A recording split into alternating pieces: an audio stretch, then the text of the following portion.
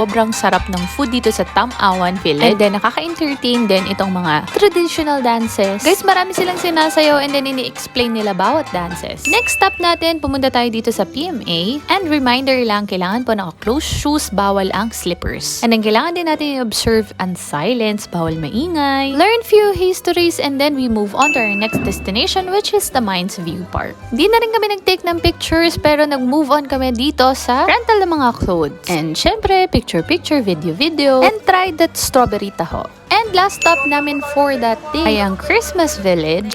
Pero guys, to be honest, hindi kami nag-enjoy. Kung may mga kasama kayong kids, sila yung siguradong mag-i-enjoy. Pero for me, it's a hard pass. And then the next morning, dumaan lang kami sa palengke para of course, bumili ng coffee. At syempre, pinakasikat na fruit ang strawberries. Kaya lang guys, matamis yung pinapatikim nila pero yung nabili namin maasim yung laman. Then at 1 o'clock in the afternoon, it's time to head home. Thank you guys for watching. Enjoy!